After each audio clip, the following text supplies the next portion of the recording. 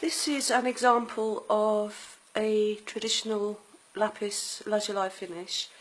It's all been done in oil. And the ground coat we used was what I would call a true blue. Let's see if I can zoom in and you can maybe see a bit. Yeah, and to get the ground coat, you want a bit of white eggshell, phthalocyanide blue, a tiny bit of orange, tiny bit of lemon, and it should get you there. If you want to use pigments, some cobalt blue and white, that should get you there as well. And then for the pigments we use for the finish is raw sienna, ultramarine, Prussian blue, indigo, and a bit of Indian red. And then of course you've got the gold on there, that's the last layer that we put on. This is to replicate the iron pyrite in the stone, which is known as fool's gold, but we've used 23.5 carat here. Yeah, so this is another example of a traditional lapis finish, and another.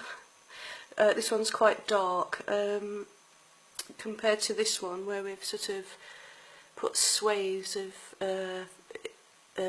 lighter colour in there compared to the darker colour. I've done 3 panels of this because I'm hoping to win someone over to get a job. So, but there is more types of lapis you can do. I've got one here. This is hang on a sec, an Italian gem lapis. I'll just come out a bit. This one was done on a gold background.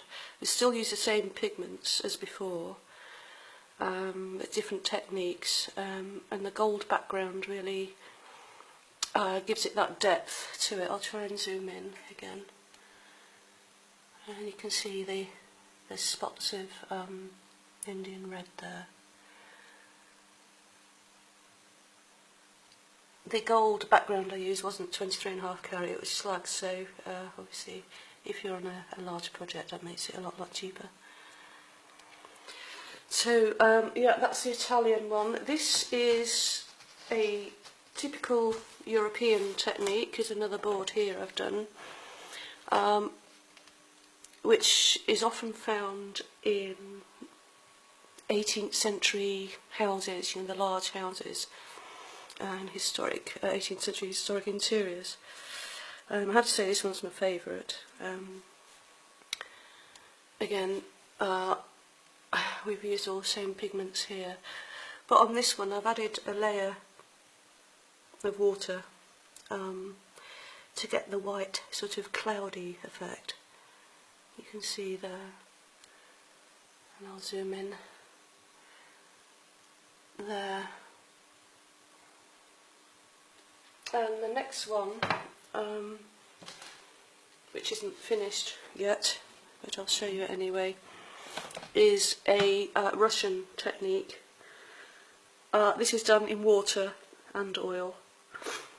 There needs to be more swathes of indigo and ultramarine down here, and then I'll do that in oil, and then once that's done I'll seal it and then put a water layer of more white on, and this is done on a white background. So as you can see, if I just move these over, there is quite a vast difference in technique just for lapis alone.